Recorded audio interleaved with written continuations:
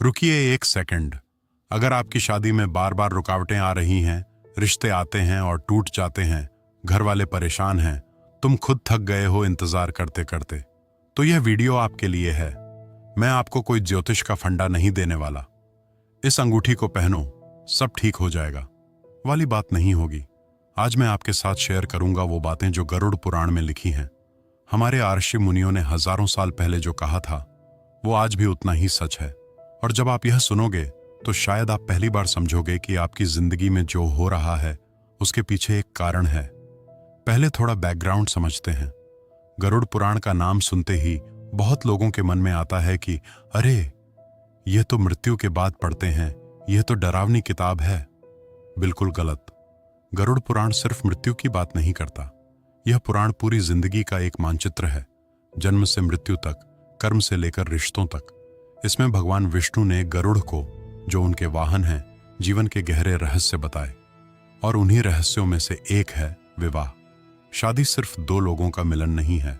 गरुड़ पुराण कहता है कि शादी एक कॉस्मिक इवेंट है, दो आत्माओं का फिर से मिलना जो पिछले जन्म में किसी वजह से अधूरी रह गई थी। और जब यह कॉस्मिक टाइमिंग नहीं मिलती तो शादी रुकती है।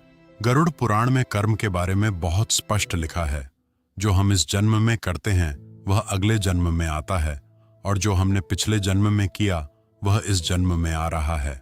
अब सोचो, अगर पिछले जन्म में किसी का भरोसा तोड़ा गया हो, किसी रिश्ते में धोखा दिया हो, किसी के साथ वादा तोड़ा हो, तो उसका फल इस जन्म में मिलता है। और वो फल क्या होता है? रिश्तों में रुकावट। मैं जानता हूं ये सुनकर मन में आता है, मैंने तो कुछ नहीं किया, मेरे साथ ऐसा क्यों? और यही पॉइंट है। हमें याद नहीं होता, लेकिन आत्मा को याद होता है। गरुड़ पुराण एक और बहुत महत्वपूर्ण बात कहता है। कर्म का भार तब तक नहीं हटता जब तक उसका संस्कार नहीं होता, यानी सिर्फ पूजा करने से नहीं होता। सच में अपनी गलतियों को स्वीकार करना, दूसरों को माफ करना और खुद को माफ करना, यही असली संस्कार है।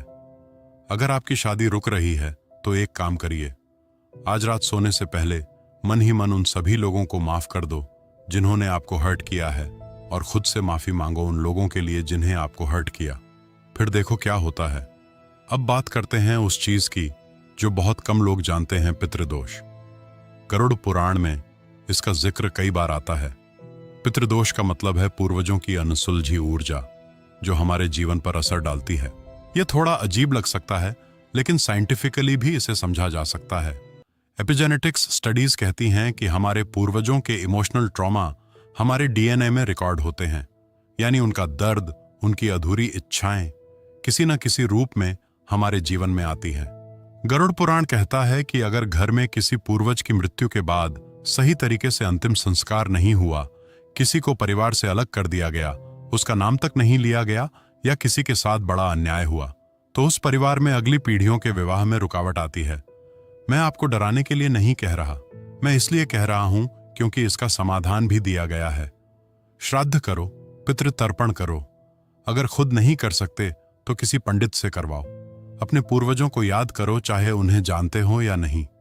उनकी आत्मा को शांति मिलेगी और आपके जीवन में अटकी हुई चीजें खुलने लगेंगी।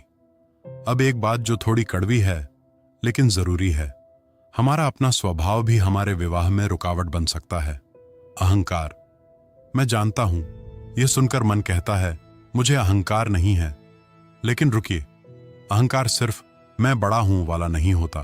अहंकार यह भी होता है कि मेरे स्टैंडर्ड बहुत हाई हैं, कोई मैच नहीं करता, मैं कॉम्प्रोमाइज नहीं करूंगा, मेरा पार्टनर परफेक्ट होना चाहिए।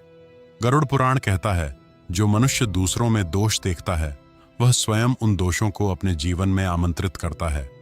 यानी जितना ज्यादा हम दोष देखते हैं उतनी ही वही ऊर्जा हम अपनी ओर खींचते हैं। एक ईमानदार सवाल खुद से पूछिए, क्या आपने अपनी शादी को लेकर इतनी शर्तें बना ली हैं कि कोई भी उस बॉक्स में फिट नहीं हो सकता? क्या आपने डर की वजह से खुद को बंद कर लिया है? क्या आप खुद को प्यार के लायक नहीं मानते? ये सवाल असहज हैं, लेकिन इनके जवाब ही असली बदलाव लाते हैं। गरुड़ पुराण कहता है जो स्वयं को जानता है वह सबसे पहले खुद से प्रेम करना सीखता है, और जो खुद से प्रेम करता है उसके जीवन में भी प्रेम आता है। अब बात करते हैं उस चीज की जो हमारे हाथ में नहीं है लेकिन समझना जरूरी है। नवग्रह। गरुड़ पुराण में नवग्रहों का जिक्र आता है और विवाह पर उनके प्रभाव का विशेष रूप से शुक्र और मंगल। शुक्र ग्रह प्रेम, विवाह और रिश्तों का कारक है। अगर कुंडली में शुक्र कमजोर है, नीच का है या पाप ग्रहों से पीड़ित है तो विवाह में रुकावट आती है। मंगल अगर पहले, चौथे, सातवें, आठवें या 12वें भाव में हो तो उसे मांगलिक दोष कहते हैं और यह विवाह में देरी या संघर्ष का कारण बन सकता है। लेकिन एक महत्वपूर्ण बात, गरुड़ पुराण यह नहीं कहता कि ग्रह तुम्हारी किस्मत तय करते हैं। यह कहता है ग्रह केवल संकेत देते हैं, निर्णय नहीं। जैसे मौसम का पूर्वानुमान बताता है कि बारिश आ सकती है, लेकिन तुम छाता लेकर निकल सकते हो। ग्रहों का प्रभाव तुम्हारे कर्म से कम हो सकता है, तुम्हारी भक्ति से कम हो सकता है और इसके उपाय भी दिए गए हैं। शुक्रवार को मां लक्ष्मी की पूजा, मंगलवार को हनुमान जी की उपासना। ये सिर्फ रिचुअल नहीं है, इनके पीछे साइकोलॉजिकल एंड स्पिरिचुअल लॉजिक है। ये तुम्हें एक इरादे में स्थिर करते हैं। एक और महत्वपूर्ण बात है घर की ऊर्जा। अगर घर में माता पिता के बीच हमेशा झगड़ा रहता है, घर का माहौल नेगेटिव है, किसी का सम्मान नहीं होता, तो उस घर में विवाह रुकते हैं। गरुड़ पुराण कहता है जहां नारी का सम्मान होता है वहां देवता निवास करते हैं और जहां देवता होते हैं वहां मंगल कार्य होते हैं। तो अगर तुम्हारी या तुम्हारे घर के किसी सदस्य की शादी नहीं हो रही तो एक बार घर की ऊर्जा को देखो। क्या मां को सम्मान मिलता है? क्या घर में सकारात्मकता है? क्या कोई पुराना झगड़ा है जो अब तक सुलझा नहीं? क्योंकि छोटी छोटी बातें बड़े बदलाव लाती हैं। अब एक ऐसी बात जो कोई नहीं कहता वो है मन का भय। गरुड़ पुराण में लिखा है जो मनुष्य अपने मन के भय को नहीं पहचानता वह उसी भय को बार बार जीता है, और शादी के मामले में यह सबसे ज्यादा सच है। सोचो कितने लोग हैं जो बाहर से कहते हैं हाँ शादी करनी है, अच्छा रिश्ता ढूंढो, लेकिन अंदर से एक डर होता है। कुछ लोगों को डर है अगर शादी हो गई और चली नहीं तो फेलियर का डर। कुछ को अगर पार्टनर छोड़ गया तो रिजेक्शन का डर। कुछ को अगर मैं बदल गया, मेरी आजादी चली गई तो बदलाव का डर। और कुछ लोग अनजाने में शादी करना ही नहीं चाहते क्योंकि उन्होंने अपने घर में जो देखा है, माता पिता के झगड़े, रिश्तों का दर्द, उसने उनके मन में एक गहरा विश्वास बना दिया है कि शादी केवल एक दुख है। यह विश्वास कॉन्शियस नहीं होता, आपको पता भी नहीं चलता, लेकिन यह आपके हर फैसले में काम करता है। आप अनजाने में ऐसे रिश्ते चुनते हो जो टूट जाएं। आप ऐसे लोगों को आकर्षित करते हो जो उपलब्ध नहीं होते। आप हर अच्छे रिश्ते में कमी निकाल लेते हो। गरुड़ पुराण इसे मानसिक कर्म कहता है। जो हम सोचते हैं वह भी कर्म है। तो उपाय क्या है? पहला, खुद से पूछो क्या मैं सच में शादी करना चाहता हूं या सिर्फ घर वालों को खुश करने के लिए ढूंढ रहा हूं। दूसरा, अगर घर में कोई खराब रिश्ता देखा है तो उसे सचेत रूप से छोड़ो, वह तुम्हारी कहानी नहीं है। तीसरा, अपने डर को लिखो। एक डायरी लो और लिखो, मुझे शादी से क्या डर लगता है। जब डर दिखाई देने लगता है तो वह उतना ताकतवर नहीं रहता। गरुड़ पुराण कहता है जब मन शुद्ध होता है तो संयोग अपने आप बनते हैं। आपका मन तैयार हो, पार्टनर खुद ब खुद आता है। अब एक ऐसा कारण जो शायद आपने पहले कभी इस नजरिए से नहीं सोचा होगा। गरुड़ पुराण में लिखा है कि विवाह में देरी का एक कारण यह भी होता है जब कोई व्यक्ति या उसके परिवार ने किसी देवी देवता से मांगी हुई मन्नत पूरी नहीं की। मन्नत, ये शब्द तो सबने सुना है। मां ने मन्नत मांगी होगी, बेटा ठीक हो जाए तो मंदिर में प्रसाद चढ़ाऊंगी। दादी ने मांगा होगा, रिश्ता हो जाए तो सत्यनारायण कथा कराऊंगी। या फिर आपने खुद किसी मुश्किल समय में मन्नत मांगी है और फिर भूल गए हो। गरुड़ पुराण कहता है देवता भूलते नहीं, और जब वादा पूरा नहीं होता तो उस घर में मांगलिक कार्यों में रुकावट आने लगती है। मुझे एक बात शेयर करनी है। मैंने एक बार एक फैमिली के बारे में सुना जहां 3 बहनों की शादी में बहुत देरी हो रही थी। रिश्ते आते और टूट जाते, कुंडली मिलाते, कोई कारण नहीं मिलता। फिर एक बुजुर्ग ने पूछा, घर में कोई पुरानी मन्नत तो नहीं अधूरी? मां को याद आया। दादी ने 30 साल पहले एक मंदिर में मन्नत मांगी थी कि बेटा विदेश से सही सलामत लौट आए, और वो लौट तो आया, लेकिन मन्नत कभी पूरी नहीं हुई।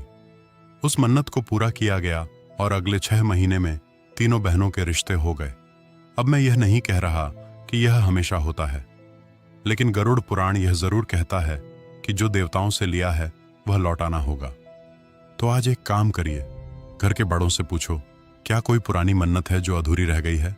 और अगर आपने खुद कोई मन्नत मांगी है और भूल गए हो तो उसे याद करिए।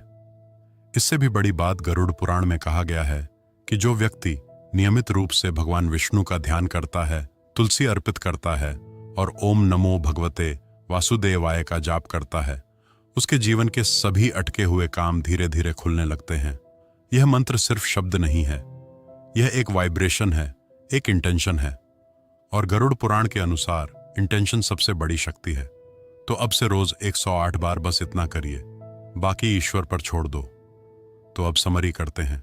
गरुड़ पुराण के अनुसार शादी में देरी के 7 मुख्य कारण। सबसे पहला कारण पिछले जन्म के कर्म। कहते हैं कुछ रिश्ते कभी खत्म नहीं होते, वो बस अधूरे रह जाते हैं।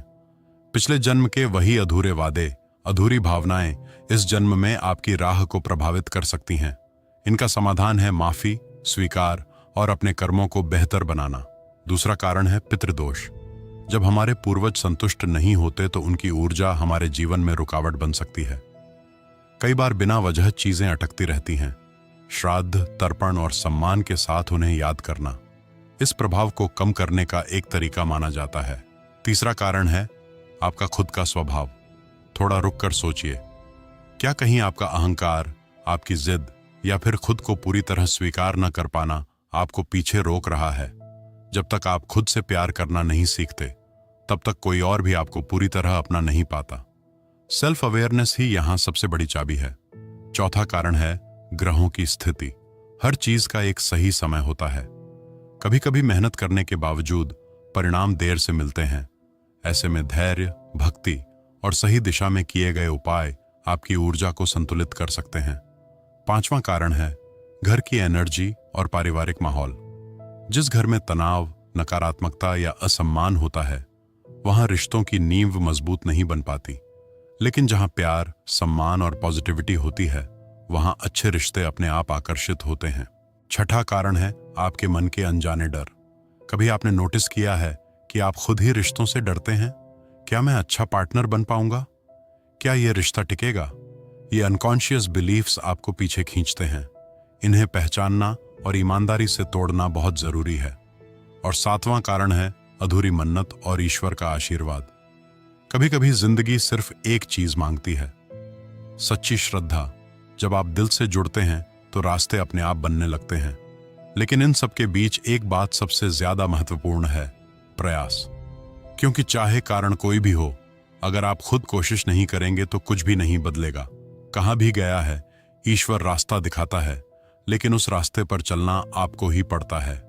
तो खुद से एक वादा कीजिए, आप अपनी जिंदगी को सिर्फ शादी के इंतजार में नहीं रोकेंगे। खुद को बेहतर बनाएंगे, अपने अंदर झांकेंगे, खुश रहना सीखेंगे और लोगों से सच्चा प्रेम करेंगे। क्योंकि जब आप सच में खुश और संतुलित हो जाते हैं, तब सही इंसान आपकी जिंदगी में खुद चलकर आता है, आपकी खुशी का हिस्सा बनने के लिए। अगर ये वीडियो आपके दिल को छू गई है तो इसे उस इंसान के साथ जरूर शेयर करें जो आज इस जवाब की तलाश में है। वीडियो लाइक करें, सब्सक्राइब करें और कमेंट में जरूर बताएं इन 7 कारणों में से कौन सा आपको सबसे ज्यादा रिलेट करता है। मिलते हैं अगली वीडियो में। पूरा वीडियो देखने के लिए आपका बहुत बहुत धन्यवाद।